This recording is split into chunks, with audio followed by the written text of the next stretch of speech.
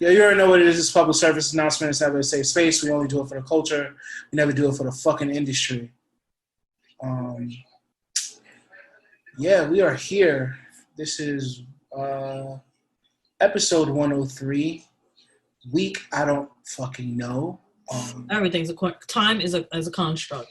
Honestly, the days of the week is now yesterday, today, and tomorrow and Sunday. yesterday. Anyone opposed? Yeah. Okay. Fair assessment. Yeah. Oh, that sounds about right. Pretty much. Yo, who are you? Occasionally Monday. I don't know, man. I don't know who I am anymore. I look at old pictures of myself and I'm like, you were beautiful. What happened to you? That's a deeper issue, sir. Yeah, like that I hope that you solve even after. Jeez, man. Quarantining. Thanks, bro. Yeah, Thanks, I am Lion Goodman, Lion of Bed-Stuy, Lion ass nigga, Lion Trapped, Lion 13X. He's back? Yeah, I mean a little bit. I had to help some folks out that decided to go out and protest this weekend. So you put on the cape? Give them some pointers to make sure that they stay safe. You put on the cool. You played Exhibit C. I gave them some advice. You have to realize that this is bigger than you, brother. I can't. No, it was like legitimately like, yo, like this shit happened 5 years ago. Like, you know, like we were right there 5 years ago, and you know, we're right back now. So who knows where we'll be 5 years from now? Like, there's no need to throw your bodies out there to hurt yourself, to lose your freedom over some bullshit. Like, yeah, we can get into that later. It's your girl, Little Mayo, the grown-up version, Little Aioli. I can't even be Mother Mixies. I can't claim my other titles. I am just a grown woman trying to survive. That's it. Well, you are the VP of OnlyFans. Like, you've been curating content, trying to help the women through it. I mean, that I feel like I'm just like. Put your ass up here. That's how you do it. I'm here to deliver some of the inconvenient truths, and I'll be that. I'm a truth seeker. That's all I'm about. In all things, I'm a truth seeker. Well, I am Robbie Digital, a.k.a. The Culture, a.k.a. The Late One but the Great One, a.k.a. Bobby Quarantino, a.k.a. I'm 32 and like a freaky 47. I'm here. How does this number go up every week? Well, it used to be I was 30 and I liked the freaky 45, but then I became 31 and now I like the freaky 46. And now I'm 32 and now I like freaky 47. Slippery slope, because I think that not everybody at those ages. 47? I don't know if you're ready for that life. Bro, it's a fast car. It is a fast car. What happened? And also not at the same time. I don't think points were made. It's definitely like grits. If you stir it too much, it'll be soupy. If you cook it too long, it's oatmeal. That's the point. Let us start here.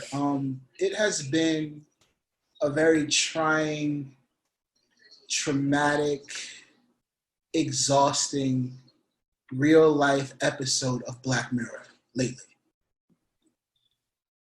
Can we all agree to that? Everything's super weird. I'm not just talking about what the events that have happened that have led to the state of the world now. It's just everybody is weird. Yeah. Like everyone. I think like we're at this is like one of the most, like, this is hands down the worst month I've ever had in my life. Like, hands down. Without a doubt. But Like there's so many, this is like a perfect storm. Like there's just so many things going wrong that hopefully, like when all of the dust settles, maybe we come out in a better world.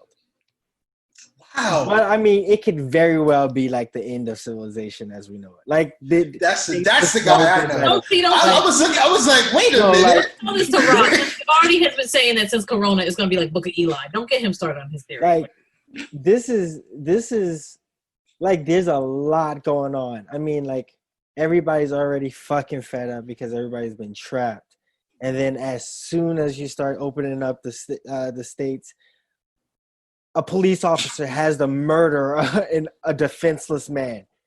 Like this isn't like, this is like, okay, wow, like how whatever society was balancing on all this time has just like fallen short. Like we could be witnessing history, like legitimate history. Yo, I felt like the U.S. history guy writing his book right now for school, he's running out of paper. Like he's literally running out of paper. First of all, we want to play respect and give a moment of silence to George Floyd and his family. Absolutely. Which is who has been the catalyst for all this. I mean, I also want to say, respect to Breonna Taylor, who was also killed around the same time.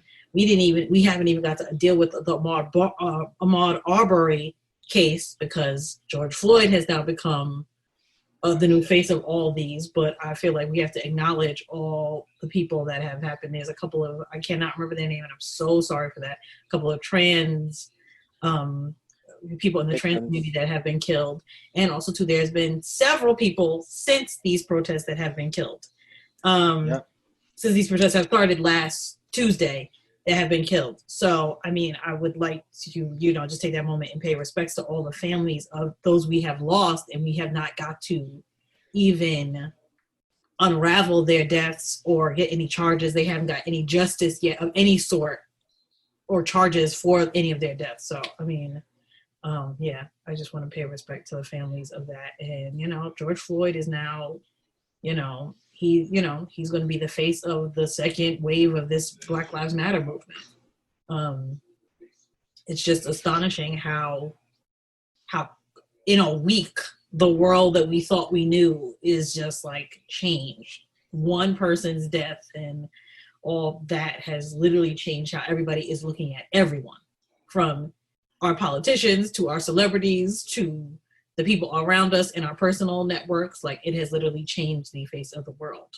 So it's just, it's really, we're still unknown. This is still happening, this upheaval. So we don't know where we're going to be in 2 months, 12 months, and 5 years from now. So it's just crazy. Let us take a moment of silence.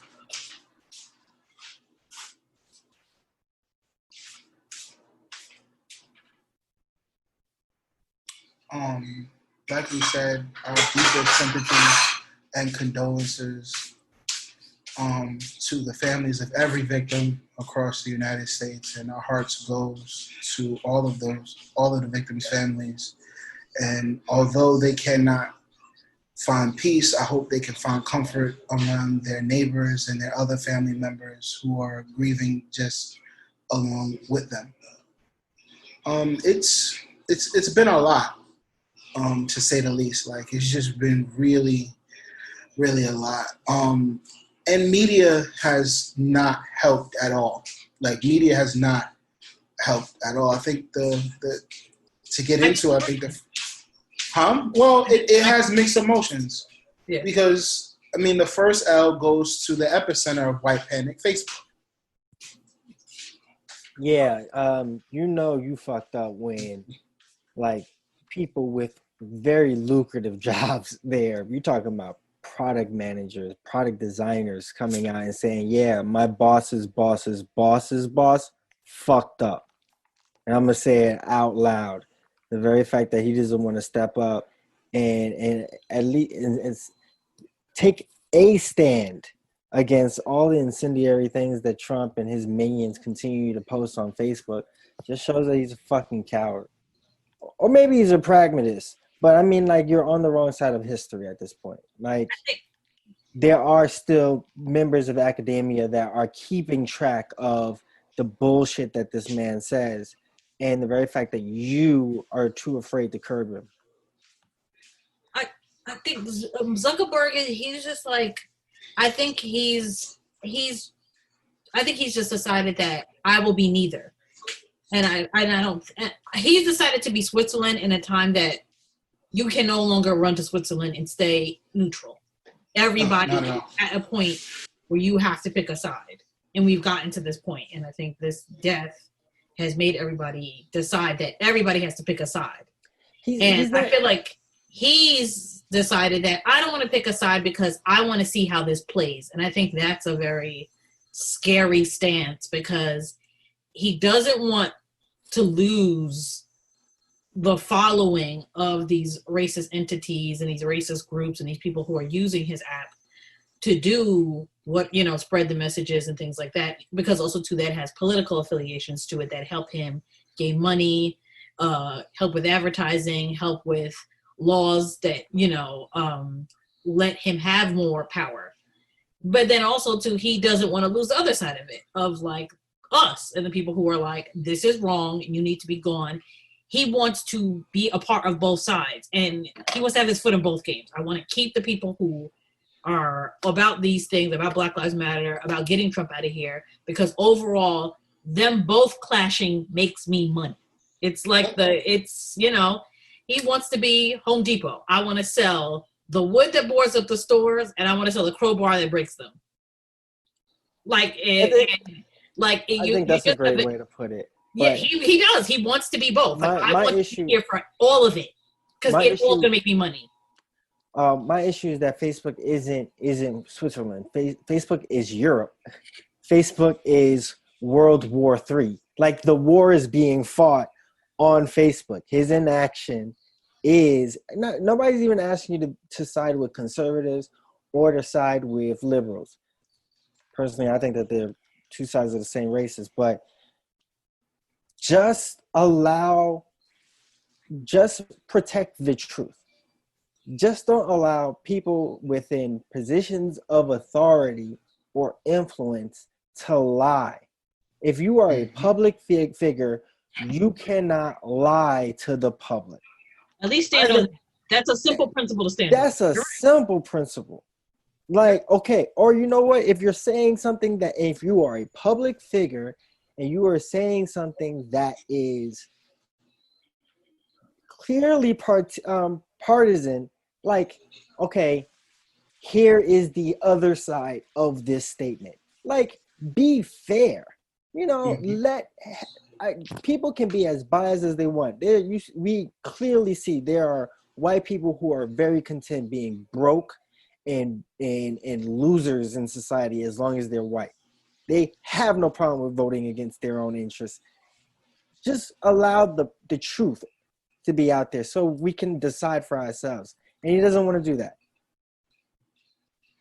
And at this point, if you can't even do that, then fuck you, fuck him. And I think for us as a podcast and just as separate individuals, we've all said fuck Facebook. Except we're all on Instagram. And they made the note to put their names on the loading screen. Son of a bitch! Son of a bitch! From Facebook. It's like, damn you, fine. But there's a war. I mean, like, there's a billion people on Facebook right now. Like, so then that influence is big. So tell me, is Facebook the plows of wood and Instagram the crowbar? I don't know. I ain't going that deep into an analogy. I don't think that. I don't think it's that. I think that overall this is about money, and nobody wants to at this point pick a side because it's all about money. It's all money. Yeah. And the problem is your morality. your morality may not the morality you may have may not have the resources or the financial freedom that the bigotry does. And that's sad. And people don't want to admit to it, but I think that's really what it is. That goes into our second L with TikTok. Yo, you know what? The L really is for everybody. Yours truly included, that decided to still hand over their data to a company where there's like pretty grounded allegations about them stealing data. I mean, I made a TikTok video when the quarantine started, so you are not alone. Unless you were talking about me, then now I'm just alone. But Yeah. And TikTok is a dark hole because like once you open it and you laugh at one thing, it's over. Like next thing you know, you're 40 minutes in and you're like tickled. And they've stolen all of your information by then. Yeah, but I mean, the main reason TikTok, I mean, also too, like, I feel like all the apps, except clearly TikTok we saw, like, they were blocking any hashtag related to George Floyd, Black Lives Matter, and that's a problem. Like, at the end of the day, the Black kids are creating the things that are becoming trends. The reason why commercials are mentioning being savage and things like that is because of the Black kids pushing those songs. That's why Megan has a #1 song, because of TikTok. That's why, unfortunately, Incel Cat got a #1 for Say So, because of the Black kids on that app creating content, creating dances and things like that. So, you know, there's a lot of songs that now, and people and the labels are marketing to TikTok because that streams. That's, you know, people playing that song, and those songs are going huge. But how do you block the thing? You know, it's the same thing in all creative industries. You're blocking the people that create the most content, and the content that you let the white kids who had 50 million followers and are getting checks from Chipotle, and you won't let the Black kid use the same hashtag just to talk about it. Because you rather, and I think we'll get into that a little later, but you rather laugh at Black people than cry with them. No, you'd rather just not give them the money. Well, that too, but I think on the bigger scale, I think it's you can profit off of it, but you can't take that social responsibility. Speaking of social responsibility, Bill Blasio gets the third L. And I really hate him with a deep passion. Like, I really do. I didn't know I could detest a mayor more than Giuliani. But I really don't respect that man. I don't fucking like him. I feel sorry for his kids because his daughter just got fucking arrested in protest, and he out here talking about, oh, he sees that the cops are out here doing their best, being as responsible as possible. Yo, I'm so happy that he cannot, you know, be mayor for more than 2 terms, because I want this motherfucker as far out of the office. I'd like him to move to Jersey. I just de Blasio. Why do we treat Jersey like it's like that? We're not gonna walk past like, he's like Jersey. Everybody I sent you to New Jersey. Everybody that does one of two things. They want a safer life, but then you'll want to send any desirable that is deemed un-New York-like to Jersey, and like it is some pass you across the Hudson. Okay. All right. Jersey is like the Arthur Kill landfill for New York. Like anybody who's too rich and wants actually clean air, go to Jersey. Or anybody that New York doesn't like, has deemed to be an op or un-New York-like, has to be exiled to Jersey. And it's... I got Chris Christie. Yeah, okay. I mean, all right, send him to Florida. Like, a lot of times Jersey is nice, and a lot of times we're not even doing anything. So we get so much fucking smoke. Connecticut? No, like, why do we become Guantanamo Bay for people that New York doesn't like? Like, enough. Send them somewhere else. All right, send them to Florida. Send them to Florida. Somewhere else. It's too far. It's a lot of work. Jersey it's not that far. That's the thing. Staten Island is not that far from. Yo, you can literally just kick them off of the Verrazano and be like, swim the rest of the way. Don't touch Staten Island. You keep swimming till you get to New Jersey. Swimming. You know what it is? Because there's the word new in front of it, and it's still not New York. So it's like, you can see it, but you can't be here anymore. So that's why we send them to New Jersey. I feel like I would be remiss if I didn't give out this next L. I know that we Not usually really give out 3 L's. Give out. It's an L that I've been talking about for a long time. Yes, Jade has been carving out this L for years. She's been sketching it out, literally, with quotation marks. I have been the Linda Tripp of streetwear, saying that this person is no good, and everybody's like, "You're a hater. You don't like him, but he's black. How could you?" And I'm like, he's always been funny, and if you just had accepted that he's not for us, we'd be okay. But unfortunately, this has been a long time brewing, a long time coming, and also it just has been. Virgil Abloh. If you don't know who he's talking about, yes, Virgil Abloh. Virgil Abloh. Low is a very key point in his name. Yeah, fine, for sure. But Virgil has been cooking this. This L has been crock potting for like a good 5 years. And everybody was kind of getting to that wave of getting him out of here because we saw how, people didn't like when he started Off-White. People didn't like the name Off-White because he changed it from Pyrex to Off-White.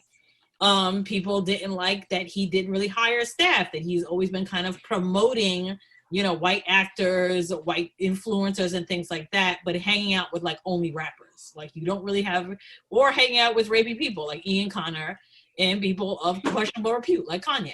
But you are Kanye's friend and you're always gonna be Kanye's friend because that's how you got your start. And I felt like the Virgil L was coming, but then he got Louis Vuitton. And then everybody kind of got off him for a while because they're like, a black man is the menswear designer for a company that has been around since the 1800s, and that's a big feat. It's just the menswear, relax. No, but also too, he's making LV a lot of money. At the end of the day, yes, he's not the designer of the whole. That was a callback. He's just you didn't see it. The menswear, but a lot of people were like, hey, he's still the head of that design, and he's making them a lot more money than now. Menswear historically for Louis Vuitton was not making them money. It was always historically expensive, but it wasn't that they were making them money. They made money mostly off of purses and things like that. But now the menswear line is the thing that is getting people in the stores. People are buying the bags, and people want to wear the menswear clothes more than they want to wear the women's wear clothes. So he has changed the culture at Louis Vuitton a lot. But people kind of forgot, like Virgil has always been questionable in his alliances with the culture. And it all came to a head because he hasn't really, people wanted him to speak out about this George Floyd case. He really hadn't. And then he did speak out, but then in the wrong way once stores in LA got looted and both of his RSVP gallery stores, this location in Chicago, location in LA, got looted over the weekend. And then he spoke up to say like, this is really upsetting. People put so much passion and time and money into these clothes, and I am appalled. And I'm appalled that people want to do this, and and he really was talking in response to Sean Witherspoon's stores getting looted. But everybody's like, you literally are black. You are literally Nigerian. Like you literally have felt no way about speaking about this whole thing until Sean Witherspoon's store got looted and you got looted. Now, I get that he is a black man and you're a black owned streetwear store. Great. But the whole reason that this is happening is because of the death of this thing. And he's a Ghanaian, I believe. He's Ghanaian. And then the worst part of it is that everybody has been donating to funds and they've been matching people, like I at this person. So somebody donated to, I forgot what the fund was exactly. And they donated $50. And Virgil decided, sure, I got $50. I'll donate $50. Hey, yo, I found it on the floor. I found it on the floor. He wasn't even looking for it. You know how he fucked up? Because Drake capitalized, was like, man, I'll match that $100K. And Drake is not going to pass up an opportunity to make one of Kanye's boys look like a fucking sucker. And it's like, I get that he gave the money. No, the fact that he really did that was like, look, I'm not going to say nothing. I'm just going to drop my receipt and just say, like, And then the fact that since then, we saw that Drake added The Weeknd, and The Weeknd donated $500,000 to the causes in Missouri and, OVO, bail funds. So my thing is that it's just the thing of like, we asked you to do something and then you do the absolute least. Like, people are broke, and people who are on unemployment donated more than you, who is the head of a menswear line and has his own line, has probably 6 stores around the world. You do collabs with every company known to man, and you couldn't donate more than $50. He is without a doubt a shiftless nigga. And then he got mad when everybody has put him. Now the fact that the new coin face for a $50 bill is a Virgil is wild. I'm gonna keep it 2 Virgils with you. Yeah, now people say I'm keep a Virgil too. People are like, put up tweets like, "Oh, are we splitting Virgil and Virgil?" And I'm like, "Yo, this is ridiculous." And then New York Times wrote an article about it, about Virgil's questionable, relationship with the complicated relationship with his own culture, and then he sent a reply to it, an apology about it, and then retracted it, and then put up something on his own that was even worse. So it's just I'm black, but I'm not regular black. I'm black. He said, I'm dark. I'm a black man. I'm dark. I'm dark. And I'm like, what the fuck does that have to do with it? Like, you're making it worse. Yo, I was so offended. I was like, wait. You're dark? Like, what? Like, come on. What does that have to do with anything? Yeah. Just say, where's his parents in all this? I feel like Nigerian parents be right there. Like, this is why I told you to be a doctor. Nigerian parents, he ain't say nothing. They're like, he's paying for our house and our cars. He's good. He what, Josh? He's not Nigerian. What is he? Okay. He's from Ghana. Okay, okay. That's worse. What are you doing? This is what we want you to be a doctor. But you come here with these clothes and you said you want to be. They don't care. What is this? He wanted you to become a lawyer, but now you're a millionaire. Okay, thank you for the house and the 3 cars we have. We'll shut up. You are making me look bad out here. You're a great son. Your brother ain't paying shit to him. He's paying for their bills. You're a great son. Send us another iPad. Thanks. Like, please. They ain't questioning shit he's saying. Another iPad? Yes, because parents, that's what they love. Pay my rent and give me another iPad. That's what parents love. Parents love iPads. Yo, parents. That's like their new favorite toy. Like, you get them an iPad, like, oh my God. They don't even ask for laptops. They want iPads. Like, literally, that is like the gift. Yo, I don't get it. Like, it doesn't fold, but it does everything like a computer. Exactly. Like, parents love iPads. It is a sure winner to you to be the good son forever if you get them a new iPad every year. Like, that's it. But yeah, I mean, Virgil, me personally, as somebody who's always spoke about Virgil, I've known Virgil has been terrible for years, but I wouldn't say terrible. I mean, I think he has a love to be the only black person, to be the token. And I think it's a flip on tokenism. I think he loves being the portal into blackness for other rich white people, because other rich white people are not hanging around with other people. They're only hanging out with the exceptional blacks. They're hanging out with designers. They're hanging out with rappers.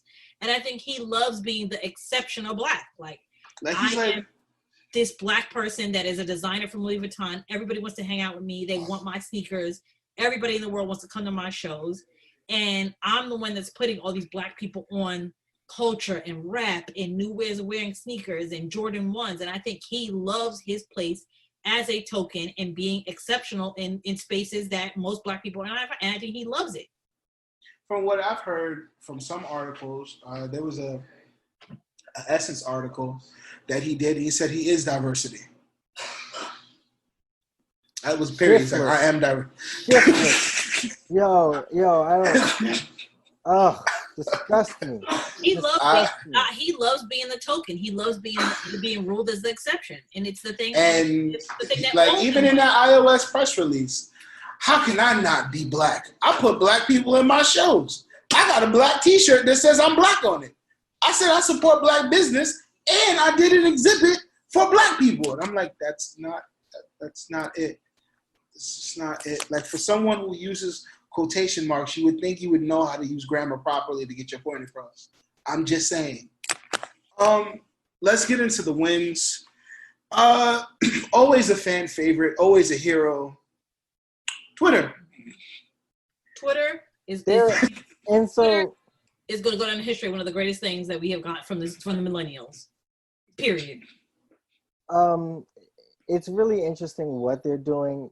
Conversely, compared to Facebook. And they're kind of making the point as to like, yo, they're essentially like the Wild West of censorship or the First Amendment, and they're really trying to police themselves. So, I mean, for them to be like, to have these broad array of rules that they want their users to follow, I think, even though Trump is not really tweeting in violation of those rules, I think it's pretty dope that they're like, yeah, well, we're going to stop you from like lying to people outright. Like, I think I can, give them props for the fact that like, even though there's nothing compelling us or nothing even forcing us to say, oh, this is wrong, we're just going to go ahead and do it. Isn't it called, I think the feature is called As a Matter of Fact. Well, actually, actually would have been awesome branding. Yo, because I was a little annoyed when I saw Trump tweet what he tweeted, and I'm like, wait a minute, I say bitch twice and they want to suspend me. Wait a minute, how did this fly? I was like, wait a minute. But then I read it and I was like, oh, you want everybody to know that he's a bigot. All right, cool. I'll go back to what I was doing now. So shout out to Twitter, man. I was happy that, they took a stance like that. And I think although they tiptoe on both sides of the fence and they have that job too, I think that they always have a series of checks and balances for themselves and their users. And they pretty much tell everybody, like, suck my dick, we'll handle it. We don't need you to come over here and handle it. We'll handle it as a collective. They do say, yeah, we're gonna do whatever the fuck we want. And if you can't fit it in 280 characters, then we don't give a fuck what you think. So listen, although I miss 140, but 280 is cool. I'm happy that at the end of the day, we have Twitter, because as much as we get upset about images of Black bodies being killed and the images of police brutality that we see and things like that, I think the reason that those images are shared is the reason that we're having the people we have now. And if we did not have the years to see Trayvon, to hear that footage, to see Michael Brown, to see Philando Castile, to see Sandra Bland, to see Eric Garner, to see all the people, Alton Sterling, I think those things are eventually will be attributed to the catalyst to why people are like, this has to stop. I feel like if all these same people passed, if we did not have any footage of their deaths, it would be business as usual. The media and police would be pushing that these Black people were violent and basically resulted in their own deaths. And whatever the outcomes that became of the cases that we had, whether, a lot of people were not charged, only a few cops have been in any of these major cases that have gotten to notoriety, have even been charged at all. We, at least the public and those on the right side of history, will see that. And now George Floyd is now in that narrative that he was killed for no reason. He did not kill himself. Him having heart disease did not kill himself. Him being this way or not this way, them being a woman. These people have decided did not like what they were doing in that situation and decided that they had to right to be judge, jury, and executioner. And I think that Twitter has been great to build all this up into the perfect storm we have now. If we didn't have that, people would not feel like we have to go out here and picket and protest and occasionally kick a cop in the head or bust one of them up. Throw a trash can. Or throw a trash can or throw a brick or loot these stores. If we didn't sit through technically almost 8 years of watching Black bodies die. And also for us, even longer. We've had since 1992.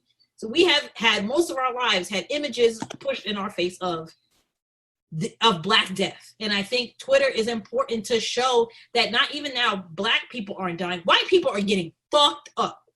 They are losing their eyes. They are they're losing their eyes. Black people are in the hospital. They are getting killed. They are getting maimed because of these cops. And I think people needed to see that too. Like, we're on the Black people's side, but we are getting fucked up even worse than some of these Black kids. Like, they needed to see that. And I feel like, and my mother says it great. My mother is like, I would not understand what is happening in the country. And my mother is an avid woman of a certain age. I watch the news at 9 o'clock at night or 11 o'clock because that's what I do. And my mother's like, what they show on the news and what you show me on Twitter is two different things. And I'm glad that I'm so aware of what is happening in the world, even though my mother doesn't have a Twitter, because of what I show her. And I send her links on Twitter every time a video goes up. And she sees some of those same videos and she's like, they edit the videos. They don't show the whole thing. And she's just like, you have such a different view of the world because you have been on Twitter. You've got to see the news uncut, unfiltered, unbiased by political and corporate entities. You've got to see it as it happens. And Twitter is always, at the end of the day, Jack and Twitter is going to be remembered for that because they gave us what we needed to see for change. They did. They always have. I mean, I think they've been catalyst points or pillars rather in moments of history every time, and they've stood tall. We wouldn't have known what happened in Charlottesville if it wasn't for Twitter. We know now. We see a tiki torch, we like, oh, the racists are here. Oh, the incels are here. Yeah, exactly. I mean, we wouldn't, if it wasn't for Twitter, we wouldn't be able to keep corporations responsible for their fuck-ups. I think, although we laugh and joke, Nigger Navy was a moment. Like, it was a moment. It's recorded in history. I think, like, there's countless amount of those moments, but Twitter has really stood tall for that. We wouldn't have been able to comment on Colin Kaepernick. We wouldn't be able to see a lot of things, like a lot of things that just spread a lot of the information that we were fed on certain things. We would be in the dark too. And I think it's a great equalizer for as much fuck ups and shit is being put into the universe that is just fundamentally lies by Facebook. Twitter is the balance. And I pray that it never goes and is never defunded because we would be in the dark into what the world is if we did not have Twitter to balance out all the shit that Facebook is spewing out into the world. Number 2 comes from an OG in streetwear culture. And I think that his response this week was very telling to what was going on with the looting, and it's Bobby Hundreds. And I particularly wanted to shout out Bobby Hundreds because I think sometimes a lot of the new fucktard kids are like, I don't give a shit what those old niggas have to say. Their brands are not cool, yada, yada, yada, but they are the foundation of what streetwear culture is built on. And they make a lot of sense. When I talked to Jade this weekend, she said, yo, this may be D-Day for streetwear. We may have arrived at the point that streetwear is officially have a reset. I've been saying this for years. I think Bobby Hundreds put it best. He said, and to anyone that is truly surprised that in 2020, looters would not set fire to banks and rob libraries and opt in stealing bear bricks and sneakers. We feed these kids this bullshit all day, convince them that they need sneakers, things that they don't need, and that they are not enough without the brand on their back. We taught them to have values and hoodies above relationships and their financial education and their careers. So where is the first place they run to at night? It's not a bookstore. As a disclaimer, first, I don't want to speak to all the shop owners. This is my personal opinion and perspective. Second, I'm aware that my shop is not my entire livelihood. And third, I have turned off these comments because I'm unwilling to debate with you fucktards. But to the point, I think we, unfortunately, in the United States, materialism is bigger than religion. We value items and social status and commodities way more than we value our own, pretty much just all morality. But I gave him the W because I felt like what he said made sense. But there's an expounded point on that a lot of people wear these brands to separate themselves from other people. That they feel like if they wear these expensive brands and they wear these luxury items, that they won't be looked at as the other black person walking down the block.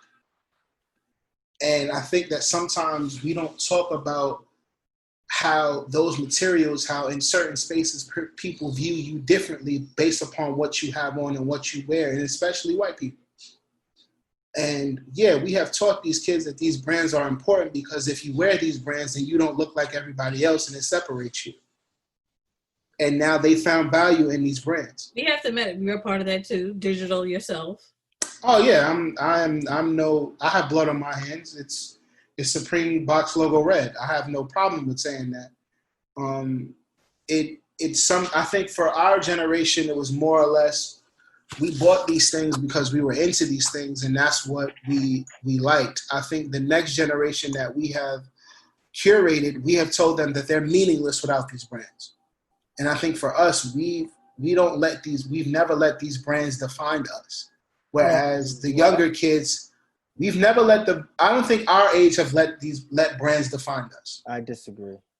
I think no more so or less the new kids, the teenagers, they are defined by these brands way more than we were. I disagree. I don't agree necessarily in that. I just think that the difference, I don't agree because the same things were happening when we were younger. You know, people cracked on you if you didn't have a starter jacket, if you didn't have Jordans, if your parents bought your clothes from Marshalls and TJ Maxx. And what happened? Niggas got killed over the Concords. Niggas got killed over Concords. Niggas used to get killed over North Face. Niggas used to get killed over Marmots. Niggas used to get killed over Jordans. I mean, we have the articles that say that we did. The difference is, I think that if you didn't have it, yes, it was bad. You got teased for it, but also too, if you just had your own kind of style and you figured it out, you were like given a pass. I think in general, because, but also too, marketing's different. I think because marketing has changed from just a commercial and seeing it on people in music videos, we are surrounded by marketing 24/7 by social media through influencers and other people we like. We get to see the stuff come out quicker, earlier, sooner, and it gets marketed to us for a longer amount of time than a Jordan would and things like that. I think those things have more influence where people want to be more, look exactly like the person that they do. And they also and I think there's also a higher market value on those things than they used to be. Yes, Jordans were always expensive. But yes, always Jordans, a lot of major Jordans, if you remember, went on sale. I don't think now any Jordan goes on sale unless it's really trash. It's always like kind of. Well, I think we always had options too. Items that are popular are never on sale. They are always at a high price point. They start at a high price point and they only get at a higher price point over time. I think that is the difference, is that kids just feel like they don't have an identity without it. And I think it's just become worse at that because we live in a culture that we have to show that we're cool. And I think that's the thing. We have to show through everything we put out that we're cool. We can't just be cool. We have to show that we have the clothes that are cool, the house that's cool, the car that's cool. We have to have cool friends. We have to have a cool lifestyle. We have to be traveling. I have to have an AP. I have to have a Rolex. I have to have these things. And if I don't, then I have not achieved the American dream. To most young kids, they feel that they have to lead this lifestyle and show what they have. And I think that's the only difference in it. It's not that these things have any more material importance than they did back then because people lost their life for a lot of it. I think just a lot of money has changed too. Things are more expensive. Inflation. Well, yeah, but it seems like kids have more money, way more money than I did when I was a kid. Because they have way more ways to make money for themselves. If you didn't have a job, you really wasn't buying shit unless you was literally doing it legal. Yeah. You couldn't just sit at home and I'm gonna play video games and I'm gonna make 6 figures this year. No. You literally I'm gonna do a dance and they're gonna pay me for this dance and I'm gonna make millions. I haven't even finished high school and I'm already making 6 figures. How about that? Like, no. I mean, Lil Terrio is rapping now. It has nothing to do with Terrio. Terrio's not making as much money as some of these other kids are. There is a 9-year-old. There's a 9-year-old that's making $24 million a year. So like, there's the level of income that you can get now from the internet is just insane. So that's why things are different. Number 3, take it away, Mr. Goodman. I know it was some crazy shit that happened over there, but take it away. Number 3 is going to the crew of the SpaceX ship. I think it's Dragon. The astronauts Robert Benkin and Douglas Hurley. I really just wanted to give them a W because they managed to escape Earth at a pretty great time. Wait, I didn't know where you were going with this. Like, so you think they got a break, they got a vacation. Like prime time to escape like the world. Elaborate? Like you mean they're looking from space now? Like, Yeah, that's crazy. No, like they're just not here. Like I wish I wasn't here. Also, too, they just don't have to deal with what's going on right now. They literally can take an escape and focus on something else. Like I don't want to die in space. And how about that? No, I just like it's just great to just not be here. But that's like someone who was like out on the ocean for like 3 months, and he came back and like Kobe died and everything. He was just like he had to take everything in like a large consumption. Like whoa. Mm-hmm. Yeah, I would be okay with not being anywhere near civilization for the rest of this year. Personally. I agree. I agree. Shout out to them astronauts. When did they get back? I don't know. Maybe they're just gonna not come back. I mean, you don't need fuel in space, right? That's not how. I mean, like they'll definitely need supplies. It could be like Interstellar, like they just wind up like going to another space that like the world, like time has no concept or time is moving slower. So that's crazy. Let's get into new music. Albums. What albums have been comforting you during this? What albums have been comforting you through this time? This is a very interesting. What have you and the various women in your life have been listening to comfort yourself? I've been making playlists. They were working. You and your. No, relax, my nigga. Relax. Women in your life, what are they enjoying right now? Keep them calm. Besides my voice, the music I've been playing. Fuck you mean? Relax. What's that face for, my nigga? Relax, bro. Relax. Nah, I've been listening to Freddie Gibbs, actually. I've been wanting to sell drugs. I'm trying to practice on that. So I've been listening to Freddie Gibbs and Alchemist and Westside Gun and Kanye still. Westside Gun and Conway still. I'm trying to get my wrist right. Freddie Gibbs might really become one of my like top 5 new age like rappers. Like this dude is real. Like I just fuck with Freddie Gibbs. Do you like, feel I fuck been dope and wasn't paying attention? Huh? Was he always dope and we wasn't paying attention? No. He was always dope and niggas weren't paying attention. But Freddie Gibbs is. Why are everybody paying attention now? I think I feel like some people, if you liked him, you always liked him, you always were listening to him. I think he has matured. His music has matured a lot during the time of his case and after. I think there's just a different sensibility to the music. There's different production and things slightly different, stuff like that. He's a family man now, so I think that always changes you. And I think from what he went through, I think that changes you a little. But he was always dope, and he just was a different sensibility, And his production has definitely changed. Like he's working with. I think it's just a sign of growth. Madlib. He's working now. He's Alchemist. I mean, like he's working with some like people with very unique sounds, and he has a very unique sound. Like he has like 2 or 3 different cadences. Like the motherfucker likes to sing, and like he's from Gary, Indiana, but like the other side of Gary, Indiana, not the one from where the Jacksons are from. Like he's a gangster, this is singing this shit, But I think we've been growing to like Freddie, or been following. I think the breakout album that kind of did it from him to crack into the mainstream was Freddie. Freddie did it, and then I think because of the cover, and then by the time we got Bandana, it was like solidified. Like this nigga spitting. So, and then this album, I mean, incredible. I'm Mike Jordan. I'm 85. I run around with a cocaine circus. I was like, nigga, what?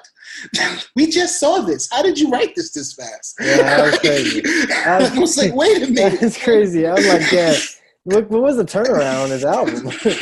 Like 2 weeks? That was last week, my nigga. Like, whoa, relax. Yeah, it was crazy. But, I mean, then also, like, the dedication to Scotty Beam. Yeah. That was it. People took it as like, oh, I think a lot of people when they heard it was like, oh, maybe he's fantasizing over Scotty Beam. But I'm like, nah, I think he's talking about the type of woman that she is, and I think that's really, really dope. I think it's both. I think it's both for sure. Son, She's in a relationship. So that doesn't mean anything to me. So is Freddie. Who's Freddie? I don't think Freddie's in a relationship. Oh, so what's that got to do with Doesn't mean anything. When haven't rappers talked about women they fantasize that were like wholly married? Like, how many years was niggas talking about Halle Berry and she was married? Like, please, that does not count. Niggas still rap about Beyonce. Like, please. No, they don't. I don't think anyone raps about Beyonce. Your hero, J. Cole, definitely had some words for one of the Maori twins. Thank you. And people still rap about Beyonce. They may not say her name, but they fucking rap about Beyonce. I mean, yes, J. Cole rapped about. There's going to be a study into how the mystique of Scotty Beam and why she is so mentioned in so many records. So, like, please. Because she thinks she like hip hop and like, you know, yeah, like Scotty's an amazing woman. Besides that, like, not to objectify her, she's an amazing person. Niggas are always going to objectify women. I mean, but you could also objectify her because she is fine. Yeah. She is fine. Like, I'm not going to take away from it. Like, there's nothing new about men mentioning women that they're not dating or currently married by somebody else. That is literally the beginning of hip hop. So that's niggas being niggas. Huh? Yeah, exactly. And I mean, yeah, shout out to Deani, man. Very good woman. Anybody else? What have you been listening to, Jade? Like, what have the same old shit that I was listening to before. I was listening to some R&B and like Party Next Door's album. I haven't listened to anything really new outside of Future and things like that, but like Future does not fuel me to do anything political in this climate right now. So, yeah. True. That Future project was pretty decent. Huh? It was decent, but I'm just listening to stuff that just brings me peace and I enjoy it anyway. So I'm not. Goodman, for you? Yeah. Dog, I ain't going front. Like, besides that, and I actually also want to shout out Coda, the friend, Brooklyn dude. Mm-hmm. He's not, the drill movement. He's really kind of like the Brooklyn hipster kind of phase. Okay. So I gotta really kind of sit with his music a little bit longer, but I fuck with it. But what I really kind of wanted to go back to better times in my life, so I really kind of channeling some nostalgia, and I was listening to Drake's "Nothing Was the Same," which that was a good time. We were at the beat store. It was the summer. Some say that's his best project. It's one of his best projects. It's one of his best projects. And I have great memories from that album. And what's the song that you take away the most from it? Because I think Connect is the one that I take from that a lot. 305 to My City. That's a good one. Yeah.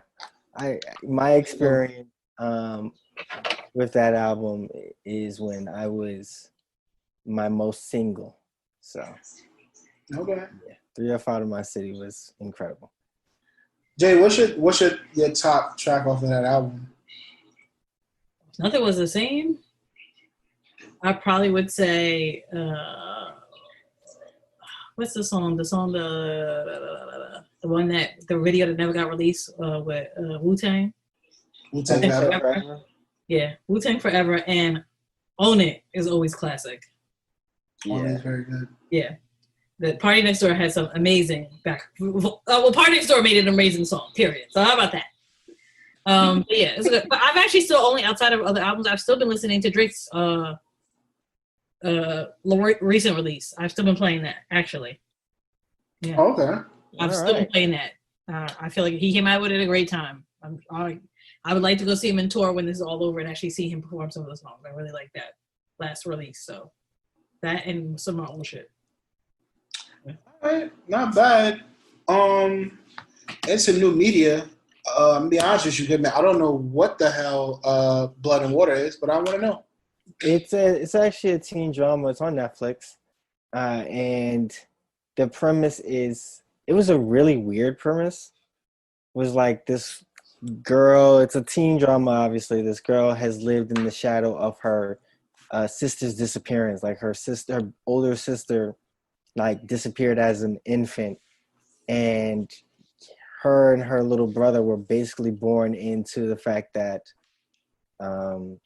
their parents celebrate this missing daughter's birthday. So like, it's definitely a mystery. Mm-hmm. It's really dope in that like it's a really nice portrayal of South Africa. Like it's a version of South Africa that I certainly don't see. Like just kids being fucking kids. They're apparently really popular, actors or influencers, but like you get past that first episode, and you really start to get into it. It's a really dope show. I love how we all say that about things on Netflix. Once you get past the second episode, really, really picks up from there. I think with Netflix, I think the first 2 episodes are just a lot of groundwork. I really do. I really think most Netflix shows, the first 2 episodes is literally to lay the background and what the problem will be through that, whatever that first season is. And then like by third, then it's like action. I don't think that this is actually a Netflix show. I think that I think this is like a South African show, and Netflix just purchased it for like the international rights to it. But like it was really good. I mean, I think it's only 6 episodes, and you're like, is it or isn't it? And as the story progresses, it's really like they're definitely kids, and you get like fucking annoyed with them, but. It's a great series. Like very maybe not lighthearted, but definitely compelling. What the hell is Ramses? Ramy? Ramy's amazing. That was Ramsey. Like it. Okay. I got Ramsey over. Well, I got Ramsey over. Wait. Has the second season come out? Yes, the second season. I haven't seen the second season yet. Okay. I haven't finished the second season. What is it about? Because I don't even know what the first season is about. Ramy is a millennial. He's a Muslim, but he's very devout he's basically a fuckboy. I'm gonna be real with you. Like I do not like Ramy as a person. But he's like one of those dudes, like he's very, adamant about not smoking or drinking. Like he's very, he doesn't do that at all, but he definitely has sex. So it's like, yo, you be picking and choosing when you want to be devout, and then you be judging people who don't pick your version. It's just like, it's basically a Jersey dude who's Muslim navigating the world. It's like Dave, just like Atlanta, just like any of those other shows, but with that kind of that insight to being Muslim. But Mahershala Ali is in the second season, and like he's incredible. Like if Mahershala Ali was legitimately a sheikh, I would convert to Islam and join his mosque. Fair. You asked another great question too. Where have we been getting our news from? Twitter and Instagram. Totally, 100% Twitter. I don't even want to see what the news got to say, bro. Can't even say that I've really been on Instagram. Like I go to Instagram to occasionally post, like maybe once a day or whatever. But I can literally say I have been on Twitter probably 24/7 just to see what is happening and catch up and with the I've only watched the news when they've done certain things in my area just for like Corona updates and stuff like that. Outside of like, but what's going on with these protests? Absolutely not. Like, and the only thing I hadn't watched the news in a while, except when they announced the findings of the independent autopsy for George Floyd. That's the only time I watched the news again. Because a lot of it is really censored and really directed towards a certain narrative. So only certain people, when they're on, are going to give you the full story, but most of the time it's pretty scrubbed of the essential things that probably people would need to see. I get pretty much all of my news from NPR Politics, NPR Up First. my Corona news comes from their coronavirus podcast. But I also listen, or sometimes watch on YouTube 538's podcast. Because they really focus on the numbers, polling, and they do their best to break down like what the numbers mean. And so like I think that if you're into podcasts and you want to stay informed without, getting into political bias, I'm not a fan of CNN, MSNBC, or obviously Fox News, but I feel like NPR just wants to deliver the news. And I like that. They remind me of the black kid in Hello White People, in Dear White People. They're like that little black kid with the glasses that he's like, yo, I just have something to say. If everybody just give me some time, I really have something important to say. And they just kind of like climb in through everything with the truth. Mm-hmm. They give me that kind of vibe. All right, Jade, are we reporting from 34th Street, Soho, or Fordham Road? Take your pick. From whatever corner I could sell from the back of my trunk, because this is only where all the merch is at, is in your local boosters, drug dealers, scammers trunk right now. My man's has 27 Chanel bags, bro, and he's selling them. My other man's told me he got Louis. He don't know what kind of Louis he got. He just got Louis. Son, I want to know who hit the Rolex store. That's what I want to know. Okay, that's the real news. Where's the Rollies? Well, the last person who's a Rollie is Rob, because we know nothing lasts uptown for long, and you can't be wearing a Rollie and be on a train. No, Rob is the only person I know that actually needs to earn his Rollie. Exactly. I would be very humble with my. Yeah. Also, too, you can't have Rollies and be on the train. So that there it defeats your purpose. So no. Plenty of people on a train with a Rollie. Yeah, definitely ones that tick. Rollies don't tick. Oh, that's the point. That's the point. All right. I didn't know that. I just want to let you know. Exactly. Oh my God, you fell for that? I thought she was saying like I didn't know, and I just wanted to make it the record show that I know, my nigga. Like I know. Nobody said you didn't know. Nah, because she be coming for me. Yeah, she be trying to little bro me, so I had to make sure. Like I know they don't trick. Nobody said that you didn't know. I'm making a joke. But if I had to watch one that is worth a small used car or a car, I'm not going to be riding any public transportation. So therefore, Rob, no, you don't need a Rollie. Let me have anything fun, but go ahead. Continue. We know how your borough acts with people who have things. It gets lifted off of them, so you wouldn't have one for long. Yeah, it's been a rough week. So in scammer news, the scammers hit all the licks. They said, "Fuck a bot and give me this crowbar." So as we know, because of the protests that have been happening this week, that all the stores in mainly New York, any major store that really that matter to most young people have been hit. It's kind of started. The protests were kind of centered on mainly. I didn't say that it didn't happen. I'm saying in the beginning of the week, most of the protests kind of mainly centered on municipalities, things that were not supporting the protesters and things like that. And then kind of by the time it got to Atlanta, it veered into just everybody hitting a lick. Atlanta was really a sight to see because Atlanta hit. That was Friday, right? All of Buckhead. Lenox Mall. They were able, the Lenox Mall. And while the cops at the Lenox Mall, they hit the Phipps and they left the Phipps and then they went and got to the dealerships. Because a lot of the dealerships don't have. I didn't know about that. Yes, a lot of the dealerships don't have a lot of inventory on their lot in Atlanta. So a lot of the dealerships just have giant lots that a lot of dealerships just have all their cars at, and several people hit a lot of those lots. So now we got cars and everybody got a 6. So people are definitely outside in an AMG. Okay, niggas is a wildin'. I mean, y'all still in shit that we can definitely track. Yes. So and comfortable too. Yeah, comfortably. They kind of in those days. I think Atlanta was either Thursday or Friday. Portland the same time. They started to hit the malls. Any mall that this was Thursday and Friday. Yeah. So they hit the LVs, the Gucci's, Dior's, everything. They cleaned the stores fully out. It was only detrimental really to those other states that had kind of opened already, and from people who I know work for these brands. they in their internal meetings had more of a problem with it because a lot of those stores had just got new deliveries of stuff. So the stores were peak stocked. A lot of the stores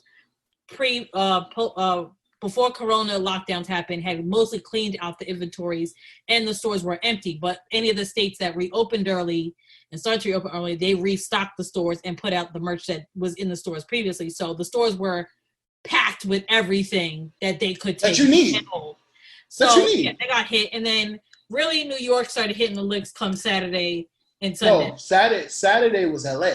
We didn't get into our bag until Sunday, Monday. Yeah, so Saturday was LA. Saturday was really like the streetwear party. Anybody who was in LA really hit every streetwear store because unfortunately, to LA's geography, all the streetwear stores are literally on one block. Most of them, except like 3 or 4. So they hit all of them. I mean, Supreme didn't really have any losses from any of their stores because Supreme literally cleaned out their stores from top to bottom. So even if you got in the store, there was nothing to get. Just underwear. There was nothing to get. They cleaned out the stores fully of merch. The stores were literally emptied, period. So there's nothing to get. Not for lack of trying. No, I mean, the kids tried because Supreme is probably the most valued store of all the streetwears that got hit outside of Flight Club, and Supreme didn't have anything. Flight Club probably took the most losses because that store only probably has the most expensive sneakers, and plus a lot of those sneakers are consignment. So people lost sneakers that they probably used a bot, stole, fucked a basketball player for, and 30,000 sneakers are in the hands of your local Crips and random people. And Bloods. All the Pyrus got all the Pyrus have Red Octobers. All the Pyrus and a lot of kids got it because also too the protests has started to go left because not only were the kids looting for the most expensive stores, the looters were getting robbed. So fast forward to New York when everybody Chicago. Can't forget Chicago. No, but Chicago got looted on Saturday. I said we know Chicago got hit, but I said New York has really become like the face of it now, unfortunately, because New York, the kids have hit it technically 3 nights in a row. So because they did start on Saturday because they first hit a couple of stores in Soho. They hit North Face and they hit Adidas. And then the crowd was dispersed because of the police. But Sunday was really the night that New York turned into chaos. Was it Fashion Night Out? Fashion Night Out? Fashion Night Out. They hit Chanel. They hit Rolex. Rolex, the stories are still conflicting because the cops are saying that the kids stole $2.4 million in Rolexes. Rolex is saying that they did not steal anything because the store was cleaned out. There was nothing on it except glass and displays that were damaged, which are worth a lot of money. But all the merch was locked up in a safe. So they're like, nobody got anything except they broke the property. That's it. Nobody has shared whether that is true or not. And I have not seen from people that I personally know, which I will not name, if they have actually got Rolexes from that store. So I know people who have merch from other stores, but I don't know anybody that has a Rolex that they stole from New York and nobody can confirm or deny. So there's that. Best Buy got hit. What was I going to say? None of the main sneaker stores got hit. Kits was fully cleaned out Saturday. There was nothing in Kits to steal except to break the windows. Balenciaga was mostly cleaned out, so there was nothing to really take. Dolce & Gabbana, they stole, and then they set the shoes on fire outside. So fuck races, go Dolce & Gabbana. And then Sunday was really the day that they really just hit anything they didn't get afterward. Monday. The Balmain, run your pockets, bro. They hit Hat Club. They hit everything that night. They hit the North Face Uptown. They hit everything. They hit StockX, but there was nothing in StockX, so there's that. So there's a lot of stores that didn't get that. But really, yesterday is just when it started to descend in a crazy way because they started to hit 34th, and they hit a lot.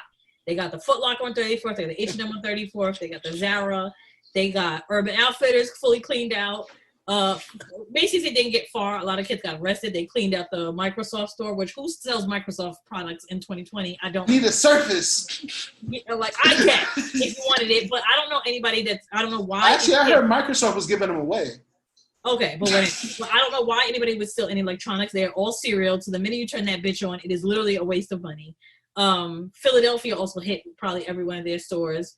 Unfortunately, we got to see the bad side of looting when somehow the Uptown kids were upset that they missed the lick of Sunday and Monday, and they decided to loot their own neighborhood. Take it from here? Rob's hood has been pillaged. I'm reporting from Fordham Road in the concourse. Unfortunately, yes. a lot of the brands up, mom and pop stores up here were definitely affected. And it was very traumatic to see Fordham Road completely engulfed in flames. And it was sad because I think we all praised the kids for looting in neighborhoods that don't belong to us. Like, shout out to you, you did that, young blood, like you did that. But when you a lick is a lick. rob from your own community, there was a different feeling there where it's like, I get it and I understand. And for me, it's been very conflicting. And I spoke with Jade because although Fordham is a pillar in my childhood and me growing up, I can also say that none of those stores were black owned. A lot of those streetwear brands where I bought sneakers and I bought sweatpants and bought jewelry and all those things growing up as a kid, there was never a black man who was helping me. And a lot of those mom and pop stores have profiteered off of culture and likeness, but haven't given back to the community. And that's why a lot of those stores weren't protected as much as they thought they were going to be. I know for me, I was very disappointed that one of my homeboy stores got looted because he is a black man in his community and he's an immigrant. And he really does put on for his community. And, unfortunately, his store got looted.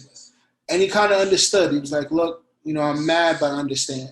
I mean, he was one of the only stores in the Bronx actually bringing streetwear brands uptown. Like, he just signed a deal with Susie. He was signing some deals with some other big brands to really bring those things up to the Bronx, because at the end of the day, like, if the mom and pop stores can't compete with the larger brands, then they're going to die out. I think for us, New York City, as far as streetwear and fashion and merchandising, it's a little different from other places because, of course, we have our Soho, but, we grew up in these local businesses. I grew up going to Hijinks and Basic Footwear and Olympia and A Solo. Those are stores that made me into the person I am and the things that I do like. So to see them get robbed, it hurt. And, we did do a good job today. We came out as a community and we helped clean up Fordham. And I thought that was really honorable. I saw a lot of my close friends that I haven't seen in a while. And in spite of all those situations, it was good to see them and just really bond and come together and like help stores. I called a lot of personal stores that always look out for me. And I'm like, yo, if there's anything you need, let me know. And they really appreciated it because they were just like, yo, like the fact that you called, it means a lot. Like that means that this relationship isn't just you need something from me and you call when you need something. And I think that is a part of streetwear that is a lost art, but I understand where these kids is coming from, and there's going to be casualties in war. There's going to be casualties in a revolution. And if it's to the greater good to get where we need to go, then things are going to happen.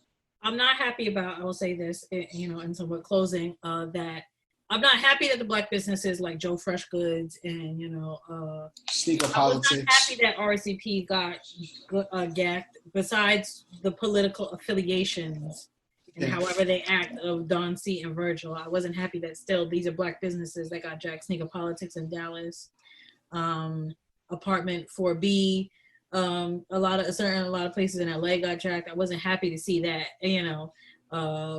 but the point is not to be lost of why these things have happened. Also, in recent news, Dover Street in New York got last night. That has not been spoken about. Dover Street has been fully cleaned out.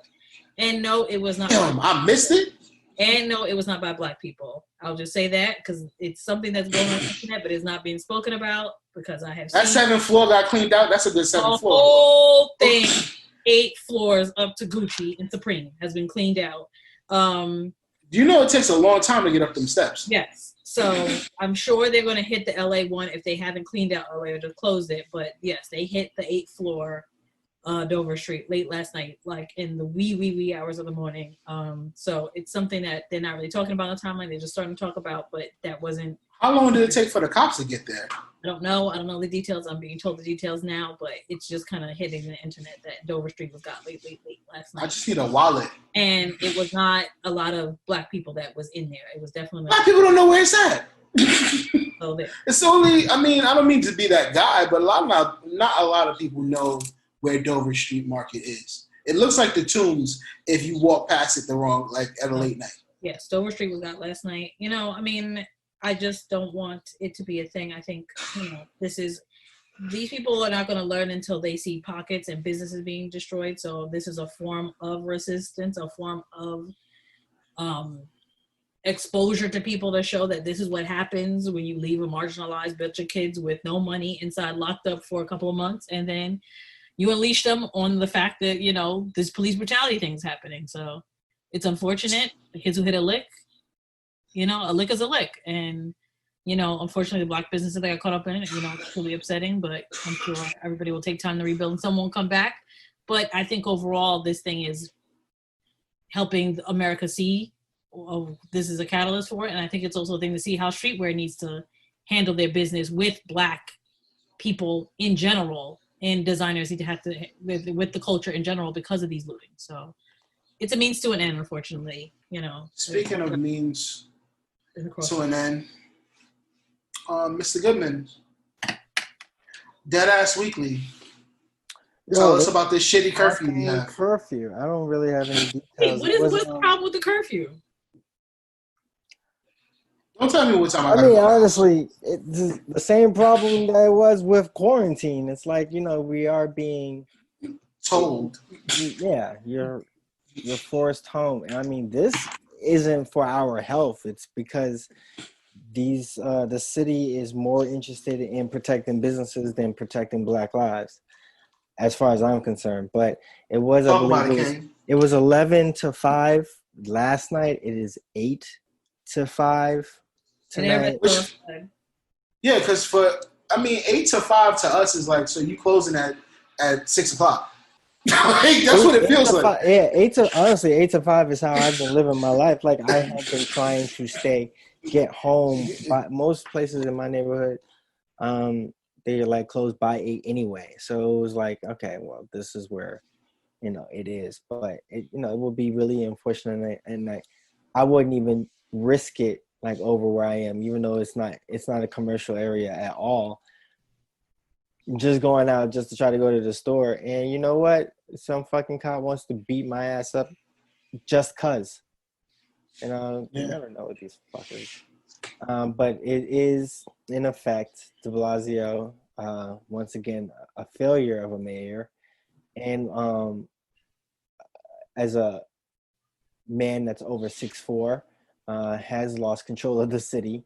And, this is the next step. And this is the way they had to curb everything. I don't know exactly what this is anymore. I could say that there are people who are definitely upset with what, has happened to Black people. But a lot of this looks like good old-fashioned fucking looting. And niggas just coming up in a crisis. And I use niggas universally. This is also focused on the, I don't know. Yeah, they could be Antifa. They could be just plain white kids, because a lot of them in the crowd. They could be white supremacists. They're definitely white, but yeah, I don't know how this can improve our fight. But I do know that there's a lot of Black folks out there that are just mad, and you people really do give more of a fuck about these businesses than the lives. And so we gotta keep our asses inside tonight. We'll see how it goes tomorrow. It's not the curfew is being violated as we speak, and stores are being looted as we speak. So that's the answer to the question. Well, you know what New York said? Suck my dick. Hey, yo, bitch. I don't know what stores are going to be left after this, or what's going to even be open, because they're hitting whatever they didn't hit last night. So there you go. So what? Lululemon? No. other locations of the stores that already exist that wasn't hit. So there. Damn, they're really working on this Supreme store, huh? They're gonna find that. They're gonna find wherever you stored that shit. We are shopping capital. There's stores to get still. Hey, side note, out of all the looters, I want to shout out Big Homie in the RSPV gallery hoodie that stole that bear brick, my nigga. I fucks with you. Don't be snitching. Yeah, let's not. There's a whole video of him stealing it. He walked in the museum, looked at that car's bear brick, and was like, but let's not give any more shine to it. I mean, the police are probably still looking for him. So, all right, and well, if we can't give shine to him, I want to shout out to the Big Homie who stole the AMG, the G-Wagon off the car dealer floor, because that was fire. Son, you keep as much as I love AMGs and G-Wagons, stealing a Mercedes-Benz from Beverly Hills is the dumbest thing you could do. Literally, it's like a walking GPS. Like, why the hell would you take that thing? Anyway. But it was how he did it, though. I just love the energy and his arm out in the window. Like, I'm taking this. You're asking to get clapped and have it for an hour before you have to digit or burn it, because literally you're going to get caught with it. I don't want anything to do with an $800,000 vehicle that I stole. No. I don't care if you want to play Drake, Time Flies in the Car. You're asking to get clipped for a felony. I have to move on. To move on to Live from the Mountaintop, I just wanted to say a few words about the victims that we were talking about to actually get to know them. I think they were people. And they're people just like you and I, and they're not just, just the talking points. So to start off with Ahmaud Arbery, he was 25 years old. He graduated from Brunswick High School in 2012. He attended South Georgia Technical College during fall 2012 and spring of 2013 to pursue a career as an electrician. Which is why people suspect if that was him looking at the construction site, it's because he was learning his craft. And there's Breonna Taylor.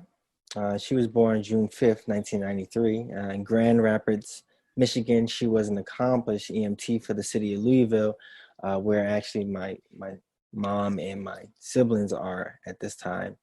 And she worked full-time as an ER technician. She was actually home from being on the front lines in the fight against the coronavirus when she was killed. And George Perry Floyd, he was born October 14, 1973 in Fayetteville, North Carolina, but he was raised in Houston. And he was actually a part of DJ Screw's Screwed Up Clique, where he performed under the moniker Big Floyd. You can actually listen to one of his songs if you search for Presidential Players on YouTube or anywhere. Actually, it's on Spotify and everything. So yeah, there is a Big Floyd, aka George Floyd song that you can check out. It was from 1996, and so I just wanted to like just say their names, but also mention who they are.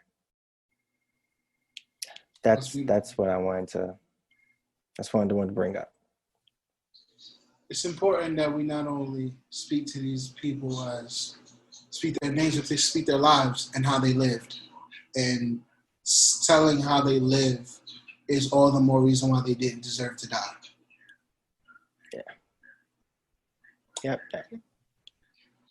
On a lighter note, as the timeline all mourned and equal was, in disarray through what we're going on through our lives, Issa Rae provided 30 minutes of entertainment, probably some of the best television I've seen in Black cinema ever. By far. Let's bring it in. Black cinema. What? Are we doing this? Are we doing? Can I intro it? Can I intro it? Just get so big with it sometimes, and it's like we could say it's great without comparing it to everything that Black cinema. 150 years. Like, we could say. I mean, okay, no, it's not Dwayne Wade saying, "Baby, please, baby, please." All right, it's not that. Okay, fine, because that always comes up on my timeline every 20 minutes. Down to earth a little. Like. Look, the fact is that Issa Rae is making some compelling television. I definitely remember when we were having a conversation about the possibility of Issa and Lawrence getting back together. And you know what? I'm not going to go ahead and say that they're going to be back together. I think that. Yeah. And I saw a lot of people that were very upset with what happened. I'm extremely upset. I think that you need to mind your fucking business. These are two people who have a whole lot of fucking history between them. 5 fucking years. That's your answer? And it's mind your fucking business. There were two grown adults who made a very adult a decision. And you know what? You have no idea what's going on between them. They had a conversation, and it was a year. We came in in the last 2 weeks of their relationship, 2 months of but it was a year of them fucked up. So how they reconcile and how they decide to either find closure or to just keep it moving, that's their business. I think that was a very mature scene. I thought that I enjoyed the episode, quite frankly. Issa is toxic. Rob Digital feels away about this episode because his simp chip was activated. So that's the only reason why he feels away about this episode. Nah, he said. I mean, you thought that Condola was great for Lawrence. I liked Condola in the first episode, and then it became very obvious that she just wants to live her best life. And that's okay too. I'm not gonna hate Condola a lot of that's her name. No, y'all motherfuckers don't respect that woman enough to say her actual name. Say her name. That's fucked up. They call her everything but Condola. Condolences. She didn't even do nothing. Oh, everything. Condola. It's very easy. She didn't even do anything. She's just out here. She just Condoleezza. It's been wild. All right, she did fuck up when she abandoned. I did not like when she abandoned Issa. That was fucked up. That was fucked up. Okay.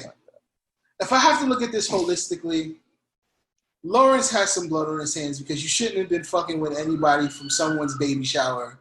Dog, it was his man's baby shower. So what? No. Dude. You're wrong, my nigga. You're wrong. Keep it separate. Yeah. So you're wrong for that. Too close to proximity. Now, the reason why I feel like Issa was wrong was because she could have easily just ended the night there and got the closure that she wanted. Nobody was wrong. Why do you keep saying somebody was wrong? Because when they're it makes Rob's have feelings and be introverted. That's all. Shut up! Why the fuck are you? I feel a way about this episode because my simp chip is being activated. You clocking what two grown ass single people want to do with their time? How do you sound? How do you sound, dog? How do you sound, dog? Man, I was upset. I was just you could have just ended it there. He said I had a really great time. I'm happy with the night. And she said, I'm happy with you. And I'm like, nigga, what are you? Wait, whoa. I'm with condolences. Let Rob finish because that's his theory about the episode. But let him finish. I'm with condolences. Granted, I think with Lawrence, and he said early on, I give up on things too quickly. I make too many brash decisions. I think he kind of dipped off from Condola and didn't really explore what that was, and clearly he's still very much conflicted. And I feel like instead of Issa respecting the fact that he was conflicted, she took advantage of that. You see, this woman is calling his phone, and you're like, nah. When he was like, "Yo, I'm leaving," and she's like, "You leaving? No." Stop enticing me to stay. We got history. You know I miss you, but that doesn't mean I have to act on these emotions. Stop manipulating me. No. It's wrong. So she's wrong, bro. my She's review of wrong. it, besides Rob's simp chip being activated because he's made to feel something because of the episode. I said because me and Rob had a discussion about it. I said that this has all been Lawrence's plan all along for a while. Wait, what? I didn't even discuss this with me. Okay. What kind of hot take is this? I feel like once, and this is the thing, Issa, clearly from this season we saw, she was on a whole different path. I'm fucking random niggas. I got a block party plan on. I'm dealing with a toxic friend.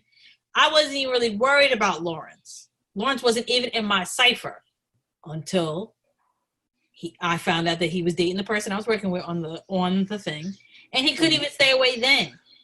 He made sure he reached out to Issa. I have to come. You could have sent me a text.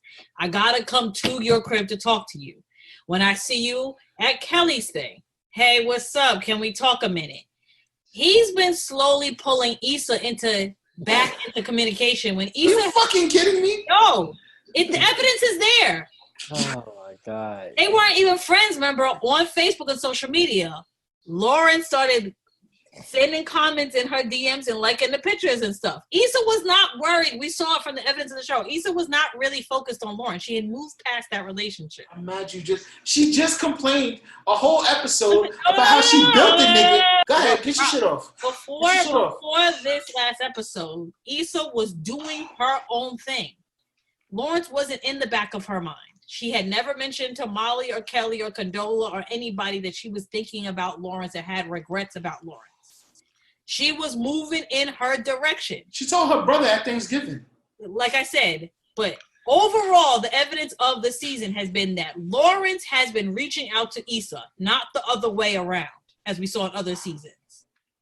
So once Lawrence felt the way that him and Condola broke up, he could have easily just took the L.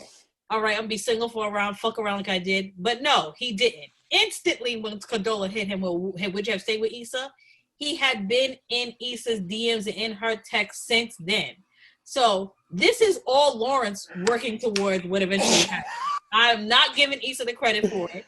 Now, once But once Issa was there and they started to have the conversations, Lawrence admitted that, Issa admitted that she still loved him, but she fucked up. Lawrence admitted that he had a ring. Then those feelings came back because she got to see Lawrence in a different way. And also overall from the show, we've seen most of the show of Insecure, we saw Issa and Lawrence in a fucked up state or in a state of conflict. Lawrence is being a bum and Issa cheated. Then they had beef for 2-3 seasons. And this is the first time we get to see them technically for a whole episode enjoying each other and actually having fun, not being at odds. So that's why we enjoyed the episode. But a lot of this episode was groundwork led by Lawrence, not by Issa. And that's why you feel away, because Lawrence is the one who kind of pulled Issa into having the discussion. Because Lawrence could have easily took the job in San Francisco, went about his way. He did not have to go to drinks for Issa. He called her. So doing this? You could be mad that your simp chip is activated, but at the end of the day, Lawrence called Issa. He called Issa to let her know she had a new relationship, to see how she felt about it, and low-key rub it in her face. He could have left Issa alone the whole season. But Lawrence reached out to Issa to have a drink and talk and hang out and have this trip down memory lane. They were even having a drink and they hadn't even talked about their relationship. And what did Lawrence say? I think it's incredible. We could have worked on each other. We could have worked on the situation. This is all Lawrence's fault. I think it's absolutely incredible that Issa Rae has created characters that are definitely happier than her audience. I'm okay with it. I'm not okay. But Rob feels away because he doesn't want to admit that Lawrence is the one who reached out to her. It would be fine with Rob if Issa had been chasing after Lawrence, and he was fine with that when Issa was doing that in the other seasons. But now that Lawrence seems like a simp, he doesn't like it. Why can't he get closure? It wasn't. No, I think that he had closure. They are fine. They are fine. All right. He had closure because if he didn't have closure, he would have dated Condola. So there, he had fucking closure. All right, Mr. Goodman, any thoughts? Just one last thing. I know we've been talking about the rioting and the looting. And I do have a fuck you for the white people who say that this isn't the way to protest when they had a problem with also kneeling. You people will never be satisfied. Fuck all the people that say that cops are killing more white people than black people. Black people are 13% of the population. Do not bring up that black people are responsible for roughly. Doesn't really matter how much of the crime rate, the violent crime rate, when all of the people that we are protesting and mourning for were unarmed and not a threat. And especially fuck the people who bring up Martin Luther King. You have whitewashed him. He would probably have hated each and every one of you. And I think he hates kids too. According to them, yeah, he did. But I do want to say just a quote. Okay. By him. I think America must see that riots do not develop out of thin air. Certain conditions continue to exist in our society, which must be condemned as vigorously as we condemn riots. But in the final analysis, a riot is the language of the unheard. And what is that America has failed to hear? It has failed to hear that the plight of the Negro poor has worsened over the last few years. It has failed to hear that the promises of freedom and justice have not been met. And has failed to hear that large segments of white society are more concerned with tranquility and the status quo than about justice, equality, and humanity. And so, in a real sense, our nation's summers of riots are caused by our nation's winters of delay. And as long as America postpones justice, we stand in the position of having these recurrences of violence and riots over and over again. Social justice and progress are the absolute guarantors of riot prevention. Jeez. I felt like he dropped that last week. He dropped it yesterday. I feel like he sent it to Shamik Moore first. Another somebody who's coon chip activated. Oh. Don't fuck up Spider-Man for me. It's fucked up. Yeah, he's fucked up. No, it's done. Ooh, no, I don't want to hear it. It's done. You're done, my nigga. You're done. Sorry. What was that Instagram comedian that lost 500,000 followers? Desi Banks. 5 hours lost 500,000. He lost the population of Atlanta in 5 hours. I'm annoyed that we did not give an L to Tip that has now deemed Atlanta as Wakanda. I don't know how we missed that. That was one of the worst sound bites of this whole year. 6 or 7 years ago, DeKalb County could not stop killing niggas. So, yeah, I think he needs to really understand the history of Atlanta. Yeah, honestly, a lot of Atlanta folk have relationship with the black community. Yeah, dead ass. But I still love Atlanta. Still love him. Still love Atlanta too. Yeah, I don't know about Atlanta, but whatever. It's not Wakanda. It's not Wakanda. Shout out to Killer Mike. Killer Mike for mayor, bro. Wherever Killer Mike runs, I'm moving there, bro. I like Killer Mike a lot. I don't think any celebrity should be running right now. I think after Trump. No, I don't think he's running, but if he ever does, I'm with him. I think celebrities now need to not run for any political office. No, I'm good. You already know what it is. Public service announcements never say safe. We only do it for the culture. We never do it for the industry. We are out. Bang, bang. No, stay safe. Bang, bang. That's stay safe. Stay safe. Stay safe out here. Stay free. Maybe not out of trouble, but stay free. This has been a public service announcement with Robbie Digital, Bones, and Saul Goodman. If you enjoyed the podcast and would like to check out past and future episodes, subscribe, rate, and review on iTunes at Public Service Announcement, and subscribe on SoundCloud at PSA NYC Squad. You can also check out additional content on Twitter and Instagram at PSA NYC Squad. It's lit.